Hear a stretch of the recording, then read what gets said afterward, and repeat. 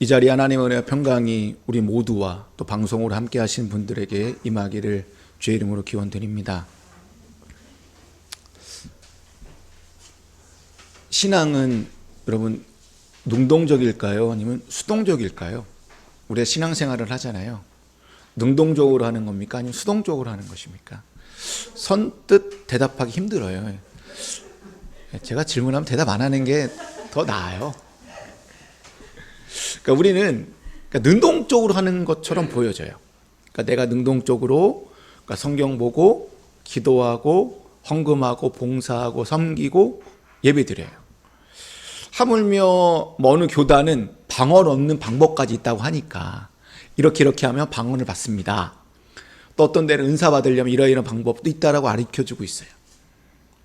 그럼 교회 안에서 이런저런 은혜를 받기 위해서 그 받은 은혜를 유지하기 위해서 뭔가 자꾸 하게 됩니다. 그렇죠? 이처럼 뭔가 하려고 할 때 수동적인 자세보다는 능동적인 자세로 움직이는 경우가 많이 있어요. 그럼 가만히 있는 것보단 뭔가 움직일 때 분명히 은혜가 임하는 건 맞는 말입니다. 그렇죠? 그럼 좀 다른 관점으로 우리가 좀 다르게 생각해 봤으면 좋겠어요. 주를 만나는 것에 있어서는 어떨까요? 내가 주를 만나고 싶고 내가 주를 찾는데 찾는다고 해서 찾아지고 그리고 만나고 싶다고 해서 만나지는 경우가 과연 있으셨나요? 여러분들 삶 속에서? 성경을 보니까 주를 찾는다고 해서 만난 사람은 거의 없는 것 같아요. 대부분 주님께서 성경 속의 인물들에게 뭐예요? 직접 찾아가셨습니다. 주님께서 오지 못할 경우에는 대리자나 또는 대리자, 다른 말로 말하면 예언자를 통해서 어떻게 해줬어요? 말씀을 주고 그들에게 위로를 줬어요. 그러니까 내가 능동적으로 뭔가 해서 만나는 것보다 의도치 않게 어느 날 문득 갑자기 찾아오신 주님을 만날 때 만남의 임팩트는 훨씬 더 큰 것 같습니다. 근데 이렇게 찾아오신 주님은 강력한 메시지와 부르심으로 연결시키고 있어요. 참으로 희한한 건요, 뭔지 아세요?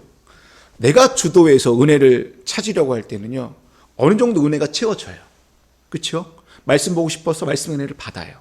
기도하고 싶어서 기도의 응답도 어느 정도 받습니다. 근데 주님이 주도해서 나에게 찾아오실 때는요, 그 은혜가요, 우리가 상상할 수 없는 은혜의 은혜를 삶이 송두리째 변화되거나 완전히 다른 사람으로 탈바꿈시켜준다는 겁니다. 오늘 본문은 우리가 잘 알고 있는 사울의 회심 이야기입니다. 사울은 여러분 잘 알다시피 바울이 회심하기 전에 사용했던 이름입니다. 사울은 누구보다 열심을 내어 신앙적으로 산 사람입니다. 그런 명백한 삶을 살아왔고 가야 할 길이 뚜렷했어요.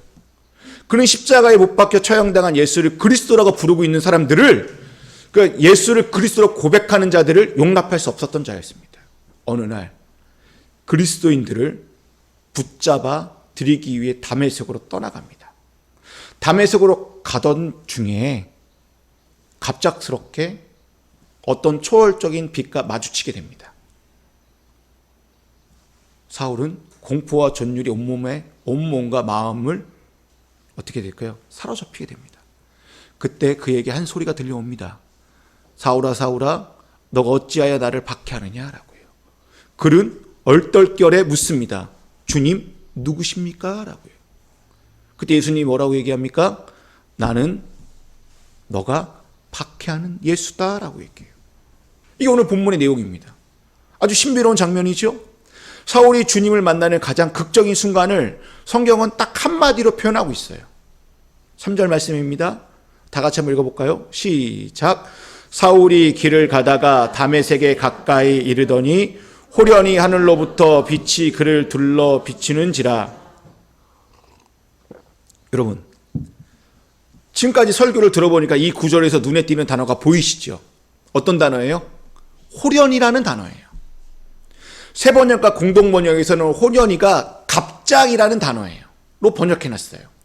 호련이는 신약에서 총 5번 등장하는데요. 누가복음에서 2번, 또 사도행전에서 2번에서 총 4번을 사용하고 있어요. 무슨 뜻입니까? 갑자기, 뜻밖에라고 옮겨지는 이 단어는 시간적인 의미가 아니라 신비스러운 일이 일어난 것을 가리킬 때 호련히 갑자기라는 단어라는 거죠. 오늘 본문에서 신비스럽게 어느 날 문득 주님이 먼저 누구에게 왔어요? 사울에게 찾아왔어요. 정말 예상할 수 없었던 일입니다. 사울의 입장에서는요, 헐, 당황할 수밖에 없지 않을까요? 왜요? 사울에게 주님은 그저 박해와 핍박의 대상이었어요. 십자가에 죽은 저 사람은 저주받은 사람인데 많은 사람들이 그리스도라고 말한다? 이건 용납할 수 없었던 일이에요. 근데 그가 나에게 와요? 그는 만남의 대상이 아니라 저주의 대상이었어요. 여러분, 문득 찾아온 만남, 갑작스러운 만남은 내가 계획하고 만나기 위해 뭔가 한 것이 아무것도 없습니다. 아무것도 없어요. 그냥 수동적인 입장에서 만남을 그냥 당한 거예요. 이런 만남 이후 사울의 삶은 능동적으로 완전히 탈바꿈하게 됩니다. 여기서 능동적이라고 말을 할 때는 신앙 행위를 말하는 게 아니에요. 내가 은혜를 얻기 위한 그런 능동 행위를 말하는 게 아닙니다. 주님과의 만남 이후의 삶이 능동적으로 변화되었다라는 말은 그의 삶이 변화되었다라는 얘기예요. 어떻게요? 주님의 뜻을 이루기 위해 손해보는 삶으로 바뀌었다라는 거예요. 저는 이것이 주님의 길이라고 생각되어집니다. 바울의 입장에서 한번 보시죠. 바울은 스스로 율법으로는 퍼펙트한 자예요. 흠잡을 데가 없는 사람이라고 얘기하고 있습니다. 당시 최고의 권위 밑에서 최고의 학문을 수학한 사람이에요. 그리고 그는 바리새인 중에 바리새인이었습니다. 그리고 그는 로마 시민권을 가진 자예요. 그러니까 지금까지 그의 삶은 온통 자부심이 가득한 삶이었습니다. 그런데 어느 날 갑작스럽게 주님이 나에게 찾아와요. 주님을 만나고 나서요, 주님의 복음 앞에서 그동안 목숨처럼 중요하게 여겼던 것들을요, 여러분 빌립보서 3장에서 뭐라고 얘기하고 있나요? 배설물, 똥으로 취급했다라는 얘기예요. 만약 사도 바울이 배설물로 여기는 것을 그냥 가지고 살았다면 그냥 그는 잘 먹고 잘 사는 유대인이었을 거예요. 먹고 사는데 아무런 고민 없이 그냥 어느 정도 중상층 이상으로 잘 먹고 잘 살 수 있었던 자였습니다. 근데 사도 바울이요, 가감히 배설물로 다 취급하고 다 버려버립니다. 그리고 어떻게 했습니까? 이방인들 속으로 가서요, 온갖 고생은 고생대로 고난과 핍박을 받을 대로 다 받았어요. 정말 남들이 보면 에이 미친놈아 라고 하는 소리까지 들으면서요. 사도 바울은 죽음의 복음 앞에서요, 손해보면서 살았어요. 남들이 보면 도저히 이해할 수 없지만 사도 바울은 그리스도를 위하여 그렇게 산 것이 고린도 후서 12장 10절에서 이렇게 얘기하고 있습니다. 기쁘다라고요. 우리 말씀 다 같이 한번 읽어볼까요? 시작. 나는 그리스도를 위하여 병약함과 모욕과 궁핍과 박해와 고난을 겪는 것은 기뻐합니다라고요. 사도 바울이요, 배설물로 여겼던 것들 다 버리고 남들이 바보라고 취급받으면서, 남들에게 바보라는 취급을 받으면서까지 어떻게 해요? 살아왔더니 사도 바울의 입에서 뭐라고 얘기해요? 나 기쁘다. 나 그리스도에 이렇게 고난당하고 손해받았는데 너무 기쁘다라는 거예요. 우리도 사도 바울처럼 자부심으로 여긴 것들, 움켜쥐인 것들 다 버려야 되는 건 알고 있습니다. 전혀 새로운 삶의 방식으로 살아야 되는 거 다 알고 있어요. 주님을 만난 자이기에 이 세상에서 손해보면서 살아가야 되는 거 다 알아요. 근데 우리 내면 깊은 곳에서 여러분 뭐라고 울리나요? 자신이 없다라는 거예요. 용기가 없다라는 거예요. 이게 저의 속마음입니다. 다른 한편으로는요, 이런 속마음도 있지만 다른 한편 어떤 속마음도 있습니다. 어떠한 속마음도 있나요? 그래, 이렇게 살아야지. 그렇게 살 수 있어. 라는 마음이 함께 공존하고 있다는 겁니다. 우리 안에는. 여러분, 세상에서 보면요, 손해는 바보 같은 짓이에요. 그렇죠? 그리스도 앞에서는요, 그게 바른 짓이에요. 왜냐하면 주님은 산상수훈에서 이렇게 얘기합니다. 오른밤을 맞거든 왼밤도 맞으래요. 속옷을 달라는 사람에게 뭐도 주래요? 겉옷도 내어주래요. 오리를 가자 하는 사람에게는 몇 리까지 가래요? 10리까지 가래요. 달라는 사람에게는 뭐예요? 그냥 주래요. 내게 꾸려고 하는 사람을 물리치지 마라고 말씀하고 있어요. 이게 손해보라는 얘기 아니겠습니까? 그뿐만 아니라 예수님의 공생의 삶을 자세히 보면요, 예수님의 삶은 그냥 손해였어요. 자신이 죽을 죄가 하나도 없어요. 아무런 죄가 없는데요, 대신 우리의 죄값을 치르기 위해서 목숨을 내놨어요. 정말 어리석은 같은 짓이지요. 나를 위해서 십자가에서 목숨을 내놨어요. 정말 손해보는 짓을 했어요. 그렇기 때문에 예수를 만난 사람은요, 세상에서 손해보는 자일 수밖에 없다라는 거예요. 그런데 문제는 뭔지 아십니까? 우리가 주님처럼 주님의 삶을 닮아가려고 한 걸음 한 걸음 손해보려고 조금씩 가고 있는데요, 세상 사람들이 손가락질해요. 그리고 아는 지인들이 손가락질해요. 이것까지 다 참고 이해할 수 있어요. 근데 못 참는 건 뭔지 압니까? 같은 성도들끼리, 같은 교회 안에서 우리한테 뭐라고 손가락질하고 있는 거예요. 그렇게 사는 교인들에게 도전받고 격려를 해 주어야 될 교회와 성도들이 자신이 그러지 못하니까 같이 끄집어내려서 같이 하향 평준화시키고 있다는 게 문제라는 거예요. 그리고 지금 이 땅의 교인들의 삶과 교회의 모습을 보면요, 손해와는 거리가 먼 것 같아요. 그냥 자기 두조적으로 하나님을 만나려고 하고요, 능동적으로 신앙적으로 살다 보니까요, 넓은 길을 걸어가려고 해요. 그럼 죽어요. 그러면 신앙의 껍데기만 남습니다. 입만 존재한다고요. 이런 모습을 지향하게 되면요, 성장과 성공에 관심을 가질 수밖에 없어요. 그럼 갈라디아에서 얘기하는 것처럼요, 성령으로 시작했다가요, 육체로 끝나는 상황으로 갈 수밖에 없어요. 디도서 1장 말씀을 보니까 이런 자들이 이렇게 이야기하고 있습니다. 화면을 보실까요? 그들은 입으로는 하나님을 안다고 말하지만 행동으로는 부인하고 있습니다. 그들은 가증하고 완고한 자들이어서 전혀 선한 일을 하지 못합니다라고 디도서 1장 16절에서 말씀하고 있습니다. 여러분, 성경에 등장한 사람들은 정말 특별한 부르심과 보내심을 받은 자들이에요. 보통 사람들에게 이런 경우는 그리 많지 않습니다. 저 여러분에게도 똑같고요. 그냥 우리는 그냥 그저 오늘 하루도 그냥 주님의 숨결이 나의 호흡만 돼도 우리는 좋은 거고, 주님의 손길이 내 옷깃에 스치기만 해도 우리는 그냥 땡큐한 거예요. 근데 하지만 우리도 바울처럼 살 수 있지 않을까요?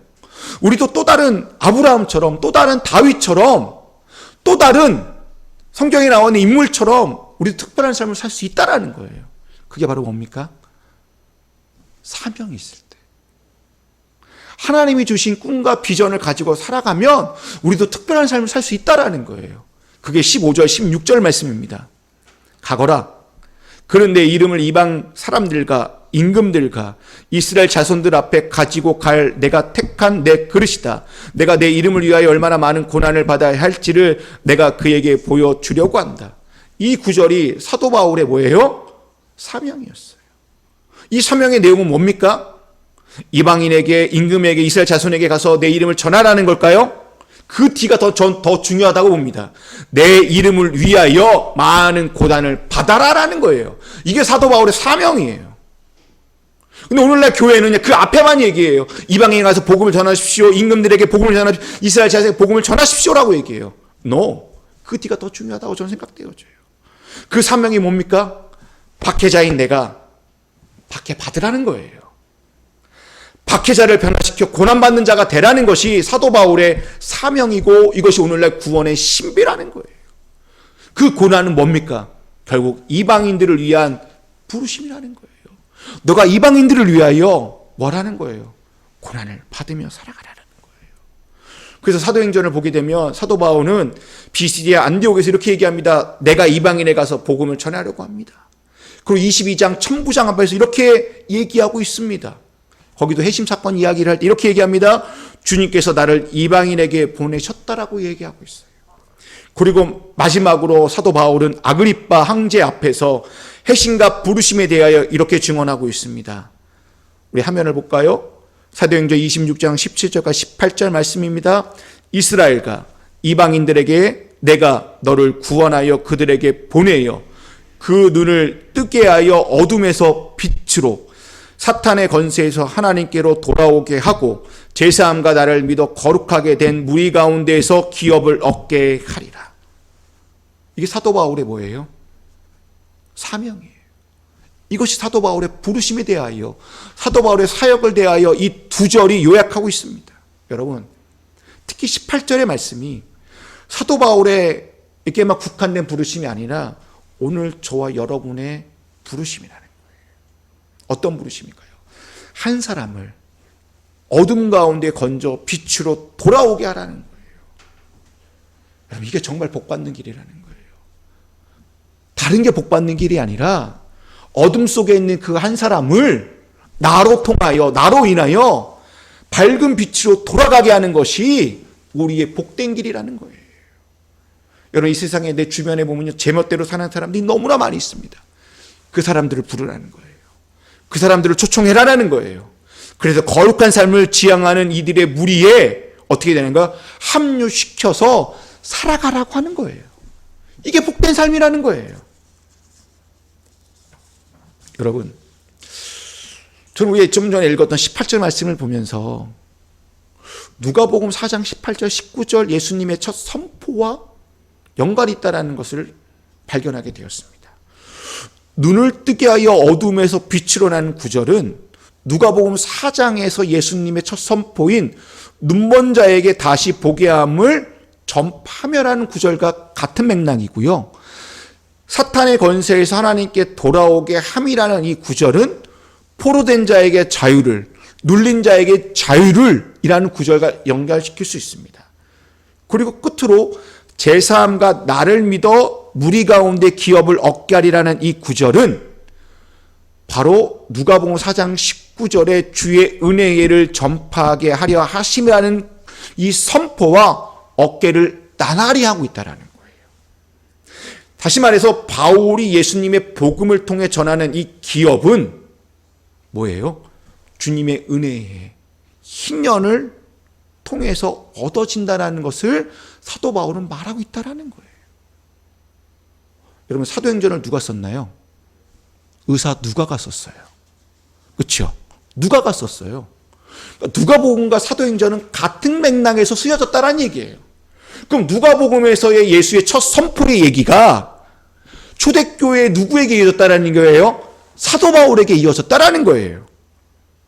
근데요, 이 본문이요, 우리가 얼마 전에 우리 교회가 설립 감사 예배 드렸을 때 그 본문이 누가복음 4장 18절 19절 말씀이었던 거 기억나세요? 그때 벼라 스토리라는 말씀으로 제가 선포했어요.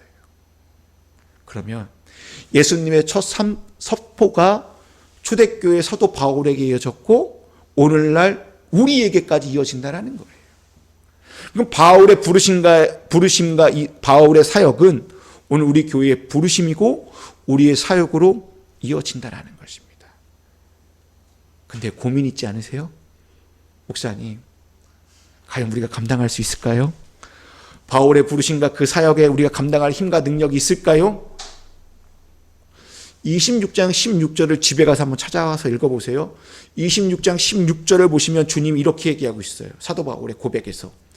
자, 일어서서 발을 딛고 서라라고요. 자, 일어서서 발을 딛고 서라라고 얘기하고 있어요. 누가 누구한테 한 말입니까?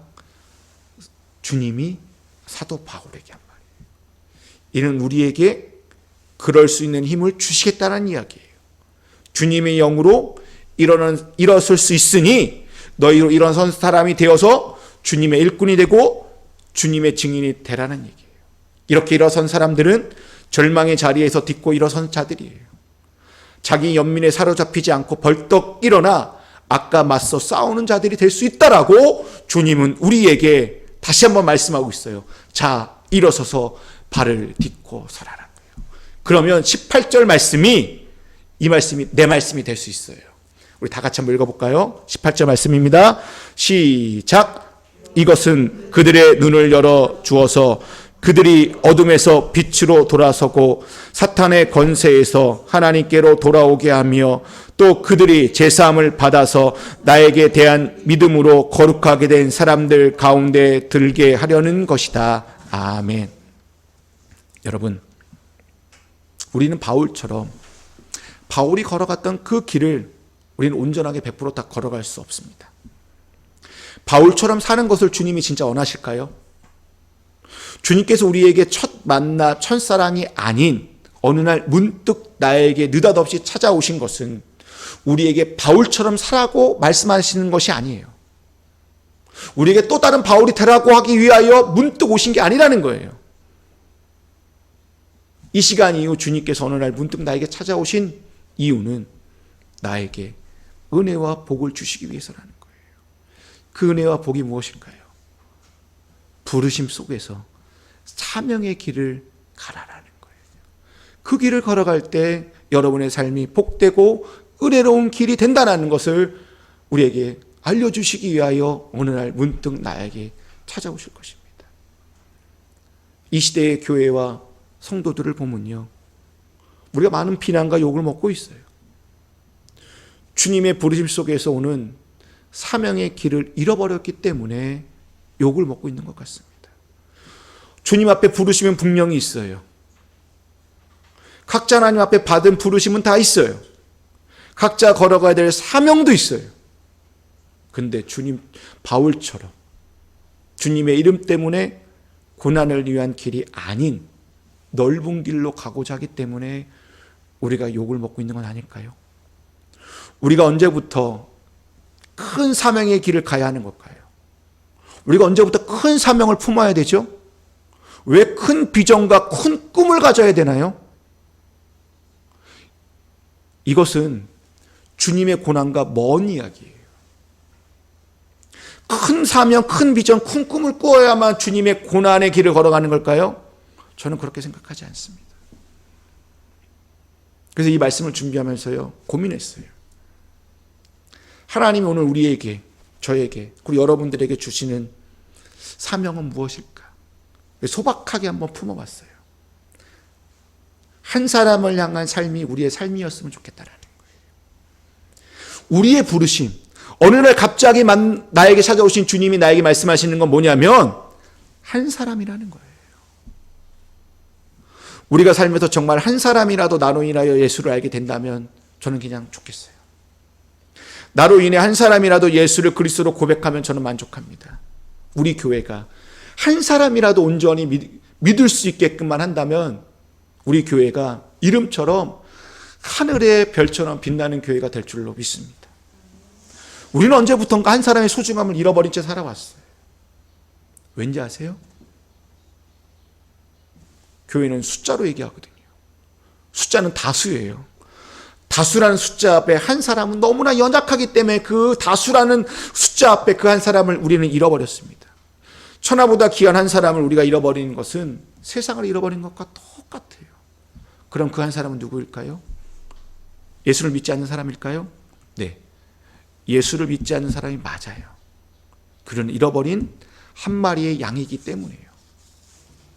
그럼 그 한 사람에게만, 아니 그 사람만이 한 사람일까요? 오늘 우리에게? 아니요. 조금 더 확대하셔야 돼요. 여러분의 가족일 수도 있어요.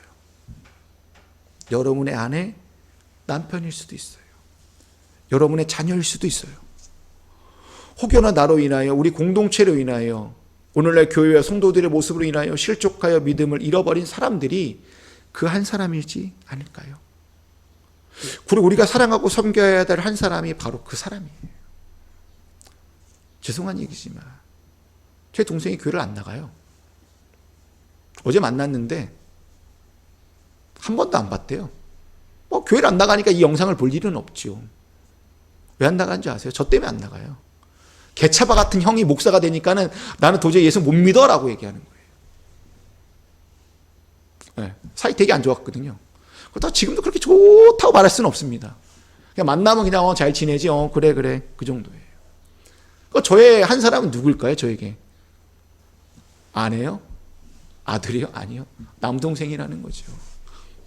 여러분들 가슴속에 한번 다 보세요. 여러분에게 그 한 사람은 다 있다라는 거예요. 누구에게나 다. 여러분, 예수님은 상처 입은 사람들을 천하보다 귀한 사람으로 여겼어요. 그 당시 때 볼까요? 거룩한 것과 속된 것, 의인과 죄인, 유대인과 이방인, 남자와 여자로 가르는 세계에서 늘 상처 입고 사는 이들의 마음을 헤아려서 세상이 만들어놓은 장벽을 당신의 몸으로 막아 쓰셨어요. 병들어 귀신 들려 신음하는 사람들의 아픔을 당신의 몸으로 어떻게 해요? 아파하셨어요. 세상에서 천대받는 이들을 천하보다 귀한 존재로 여기셨어요. 예수님은 누구를 대하든 천하보다 귀한 한 사람으로 대하셨어요. 그래서 성경을 보면 예수님의 삶은요, 함부로 적당히가 없습니다. 예수님은 최선을 다하여 그 한 사람에게 집중했다라는 거예요. 무리에게 집중하고 다수에게 집중한 것이 아니라 나와 마주치는 그 한 사람에게 집중했다라는 거예요. 근데 우리가 예수를 믿는다면서 아무도 함부로 대하지 말아야 되는 거예요. 여러분, 저 사람이 파랗지 않은 사람이라고요? 저 사람이 나에게 큰 해를 입혔기 때문에 나는 저 사람과 상관 안 할 거야? 예수님의 입장에서 생각해 보세요. 우리는 그럴 수밖에 없는 존재예요. 그런데 예수님에게서는요, 그 사람은 나에게 있어서 한 사람이 아닐 수는 있지만 주님이 보실 때 그 사람은 그 한 사람일 수 있다라는 거예요. 그렇기 때문에 내 마음에 안 들어도 함부로 대해도 괜찮은 사람은 이 땅에 아무도 없습니다.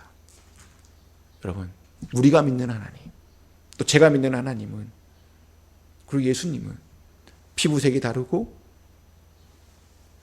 민족이 다르고 종교가 다르고 정치 진영의 차이가 난다 하더라도요, 사람을 가르고 나누고 차별하는 분이 아니라는 겁니다. 주님의 팔은 모든 이에게 열려 있다라는 거예요. 그렇기 때문에 우리가 주기도문에 이렇게 고백하잖아요. 하늘에 계신 우리 아버지라고요. 나의 아버지가 아니에요. 너의 아버지가 아니에요. 누구의 아버지요? 우리의 아버지라고요. 우리의 아버지라고 고백하는 사람들은 실제적이든 잠재적이든 우리가 맺고 있는 모든 관계 속에서 하나님을 모실 것을 요구하고 있다라는 거예요. 우리가 성실하게 우리 아버지라고 기도한다면 그 한 사람은 이 세상의 모든 이들을 할 수밖에 없다라는 거예요. 그렇기 때문에 그 한 사람을 향한 주님의 사랑이, 여러분, 나로 인하여 주의 복음이 전해지고, 나로 인하여 주님의 긍휼과 사랑과 섬김이 그들에게 전해진다면 그것이 우리 삶의 변화가 아닐까요? 그 변화가 이 시대를 향한 부르심입니다. 이제 말씀을 마무리하겠습니다. 여러분, 어느 날 문득 나에게 찾아오신 주님과의 만남을 우리는 원하며 기대하고 기도하고 기다리고 있습니다. 그 만남은 내가 원하는 방식과 다를 겁니다. 주님이 원하는 만남의 방식으로 어느 날 문득 나에게 찾아오실 것입니다. 우리는 그 만남 앞에 사도 바울이 땅에 엎드려져 주님의 음성을 들었던 것처럼 우리도 주님의 만남 앞에서 무릎을 꿇고 순종하는 사람으로, 그리고 능동적으로 일상의 삶을 살 수밖에 없을 것입니다. 그러한 삶은 외식하는 식당에서 먹는 푸짐한 음식이 아니라 구수하게 된장에 호박잎을 싸먹는 소소한 밥상과 같을 거예요. 그래서 우리의 삶은 소소한 것에 만족하고 소박한 삶을 살아가는 삶이 될 것입니다. 그 소박한 삶은 한 사람의 소중함을 알고 그 한 사람을 위해 눈물을 흘릴 줄 아는 자가 될 것이고, 그리고 가족을 위하여, 내 옆에 있는 사람들을 위하여, 이 땅에 소외당하고 이 땅에 외로운 자들을 위하여 기도하는 삶으로 나가게 될 것입니다. 이번 한 주간 어느 날 문득의 신비가 저와 여러분에게 임하기를 주의 이름으로 기원 드립니다.